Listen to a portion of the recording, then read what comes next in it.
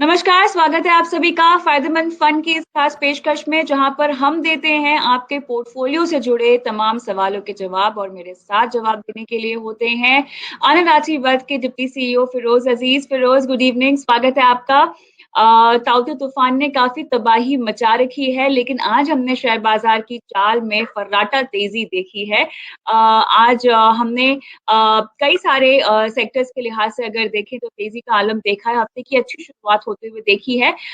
लेकिन अगर हम अपने पोर्टफोलियो के लिहाज से इस चाल को समझना चाहें, बाजार की एक चाल को ध्यान में रखते हुए आप अपना पोर्टफोलियो नहीं बना सकते हैं। इसीलिए आज की इस पेशकश में मैंने दर्शकों को कहा है कि आपके पोर्टफोलियो की हम समीक्षा करेंगे, यानी ताज़ा हालात को ध्यान में रखते हुए अगर कुछ ऐसे फंड्स हैं जिनमें से आपको निकल जाना चाहिए या कुछ ऐसे फंड्स हैं जिनमें आपको निवेश बढ़ाना चाहिए, घटाना चाहिए, उन पर आज हम बात करेंगे। पिछले 6 महीने के हिसाब से अगर मैं आपसे पूछना चाहूँ फिरोज, तो ऐसे कौन से फंड्स हैं जिनमें आपको लगता है कि अब निकलने की बारी आ गई है, निवेशकों को इस फंड को छोड़ देना चाहिए? देखिए कविता जी, आई थिंक जैसे आपने कहा कि बहुत सारी चीजें चेंज हुई हैं एक साल में। मार्केट एक जगह से 8,600 से चालू होके इस फाइनेंशियल ईयर एंड में ऑलमोस्ट 14,700 पे क्लोज हुई। तो एक बहुत बड़ा शिफ्ट माना जाएगा। इसीलिए काफी पोर्टफोलियोज में भी चर्न की जरूरत पड़ती है। काफी राइट। फंड्स हैं जो हाई ग्रोथ फिलोसफी अडॉप्ट कर रहे थे। अब थोड़ा वैल्यू फिलोसफी में वापस ट्रैक्शन आ रहा है 3-4 सालों बाद। तो अगर मैं देखूं funds like L&T mid cap, उसमें हाँ। से एग्जिट करना, क्योंकि उनकी ग्रोथ प्रिंसिपल थी वो चली नहीं, अभी नहीं चलने की गुंजाइश है। So L&T mid cap would be an exit. Kotak standard multi cap would be an exit. अगर मैं और कोई एग्जिट्स की बात करूं तो ये दो प्राइमरी जो हमारी रिकमेंडेशन में थी और लाइक एडिक्वेट क्वांटिटी थी, उनमें से हमने एग्जिट का रिकमेंडेशन दिया है। वैसे तो काफी सारे फंड्स होते हैं जो आपके पोर्टफोलियो में है, उसकी एग्जिट में हमारे मॉडल पोर्टफोलियो में ये दो स्कीम्स हमने एग्जिट की। पॉइंट 1। पॉइंट 2, जिसने भी बहुत अच्छा प्रदर्शन दिया लास्ट ईयर, तो इस साल क्योंकि मार्केट में डिफरेंट सेक्टर्स और डिफरेंट स्टॉक्स चलने की संभावना है, तो उनकी परफॉर्मेंस में इंपैक्ट आ सकता है। जैसे आपने देखा कि एक्सिस ब्लू चिप एक ऑल टाइम फेवरेट स्कीम थी लास्ट 2-3 सालों से, बट इस साल उसकी परफॉर्मेंस इतनी अच्छी नहीं रही है। बट एक्सिस ब्लू चिप अपने पोर्टफोलियो को बदलाव कर रहे हैं और उसमें नए स्टॉक्स उन्होंने ऐड किए हैं, तो इसीलिए it continues to be in our recommendation, but was one candidate which could have been an exit if not for the fund managers changing philosophy. Alright, तो यहाँ पर आपने 2 स्कीम्स मेंशन की है, एल&टी मिड कैप और Kotak standard multi cap schemes में निकलने की आप सलाह दे रहे हैं, और इसीलिए क्योंकि बदलते समय के साथ-साथ शायद ये फंड आपको बेहतरीन रिटर्न्स आगे चलकर ना दे सकें। अब आप तो क्योंकि एक एक्सपर्ट हैं, आपका काम है, आप माहिर हैं इन सब चीज़ों को पहचानने में, इनका आकलन करने में। एक आम निवेशक के लिए शायद ये सब चीज़ें उनके समझ के परे हो सकती हैं फिरोज़। अगर मैं खुद ही एनालाइज़ करना चाहूँ अपने पोर्टफोलियो में रखे हुए फंड्स को, उन्हीं की चाल को देखकर डिसाइड करना चाहूँ कि किस में से निकलना चाहिए, किस पे रहना चाहिए, तो आप क्या टिप्स देंगे मुझे? देखिए उसमें दो टिप्स हैं।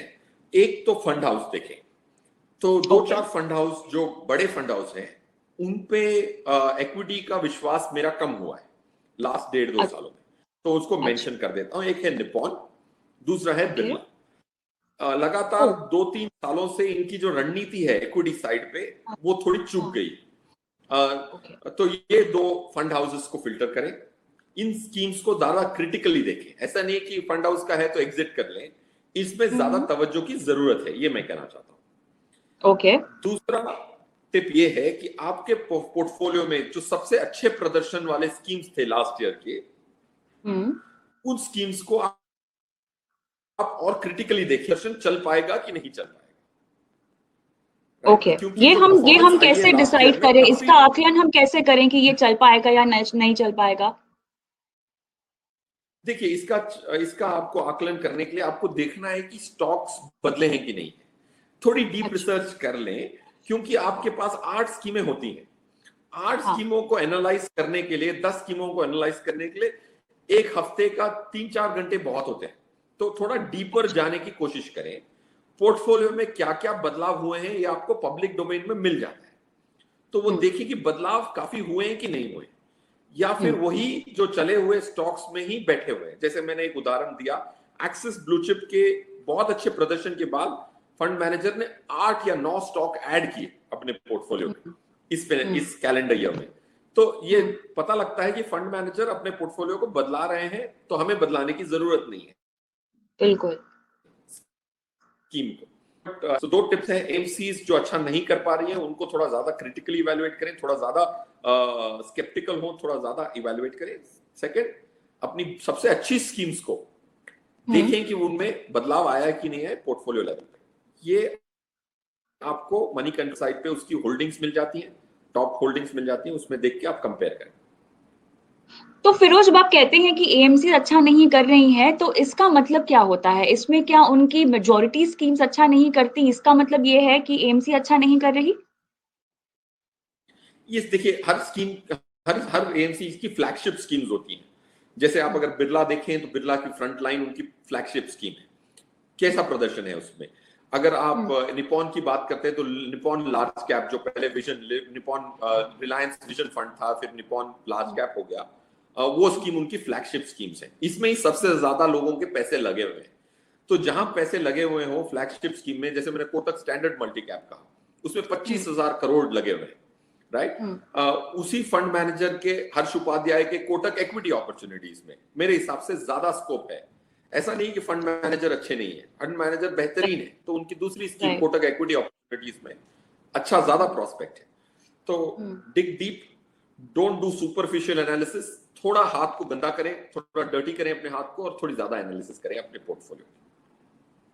ऑलराइट, और हमारे शोज को लगातार देखते भी रहें। चलिए, गंभीर सिंह खुशवाहा का सवाल 445 पर आया हुआ, इनका सवाल लेंगे। इनके पास है Axis blue chip, Axis flexi cap, Parag Parekh flexi cap है, और पूछ रहे हैं कि should I change the Axis flexi cap for diversification, please guide among UTI, flexi और एचडीएफसी इक्विटी।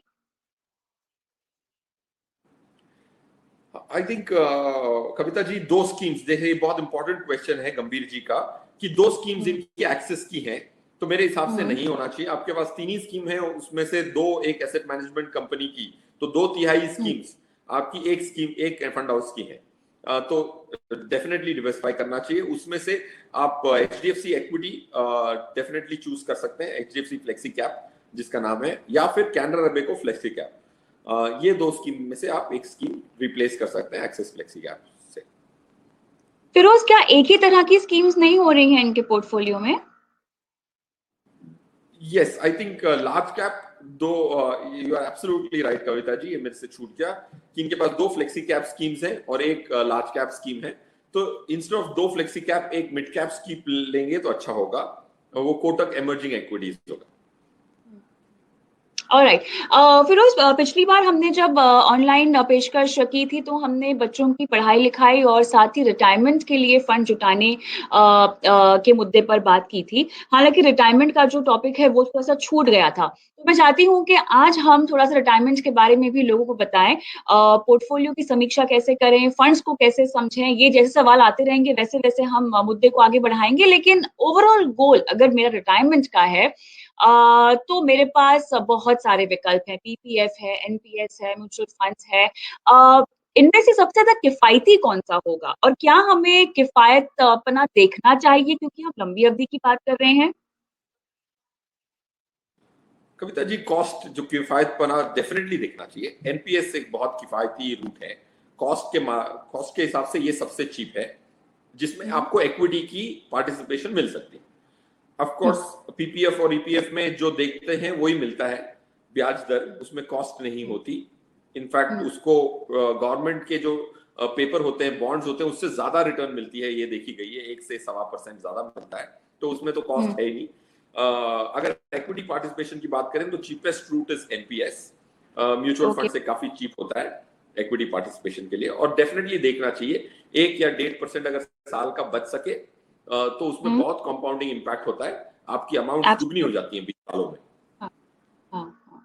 ऑलराइट, रूप ज्योति दास का सवाल आता हुआ दिखाई दे रहा है, इंडेक्स फंड पर जाना चाहते हैं, आपसे राय।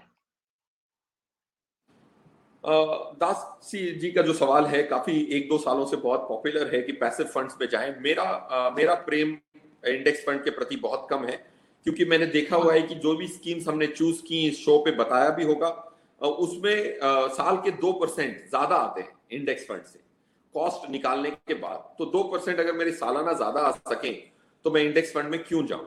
अगर अच्छे फंडों की चुनाव करने की क्षमता हो, शो देख के अगर आप अच्छे फंड खरीद सकते हैं और इंडेक्स से 2% ज्यादा कमा सकते हैं, जिसकी अच्छी खासी संभावना है, सर्टेनिटी नहीं है, कोई सर्टेनिटी नहीं है, बट संभावना ज्यादा है कि आप 1.5-2% साल के ज्यादा कमा लेंगे, तो इंडेक्स फंड्स को शामिल करना आज के लिए मुनासिब नहीं है। ऑलराइट, बहुत सारे दर्शक mirror asset fan plus ETF पे सवाल पूछ रहे हैं और इस पर तो हमने कई सारी बार अपने इस पेशकश में चर्चा भी की है। तो मैं दरख्वास्त करूंगी तमाम दर्शकों को कि हमारी सोशल मीडिया की टाइमलाइन पे जाएं और इससे जुड़ा जितना भी आपको डिटेलिंग चाहिए आपको मिल जाएगी। बहरहाल आगे बढ़ते हैं और मोतीलाल ओसवाल का एफओएफ नैस्डैक 100 लॉन्ग टर्म के लिए कैसा है, यास्मीन खान पूछ रहे हैं। इस पर भी हमने कई बार सलाह दी है, लेकिन अब ये सवाल ले ही लिया है तो आप जवाब दे दें। नहीं, मेरे हिसाब से तो ग्लोबल जाके इंडेक्स फंड खरीदना, वो भी टेक्नोलॉजी इंडेक्स फंड, मेरे हिसाब से मुनासिब नहीं है। उसकी जो रिस्क का आंकड़ा आता है निफ्टी से दुगना आता है। नैस्डैक की जो वॉलेटिलिटी होती है, वॉलेटिलिटी उतार चढ़ाव का एक आंकड़ा होता है, जो मेजर होता है, वो इससे दुगना है लास्ट 3 सालों में। सो आई थिंक इसकी जो रिस्क है वो काफी ज्यादा है। एंड वो भी अगर आप ग्लोबल जा रहे हैं तो एक टेक्नोलॉजी इंडेक्स फंड ना खरीदें, क्योंकि उसमें 2-3% की मूवमेंट दिन की देखने को मिली होगी, आपने देखा होगा। So I would not recommend a global sectorial index fund. Okay, Firoz, हमेशा हम दर्शकों को इन्वेस्टमेंट्स की बेसिक समझाते हैं, म्यूचुअल फंड में निवेश करने की बेसिक समझाते हैं, लेकिन जैसे जैसे हमें नए दर्शक हमसे जुड़ते हैं, नए इन्वेस्टर्स जुड़ते हैं, उसी तरह जो पुराने इन्वेस्टर्स होते हैं ना, वो ग्रेजुएट भी करते रहते हैं धीरे धीरे।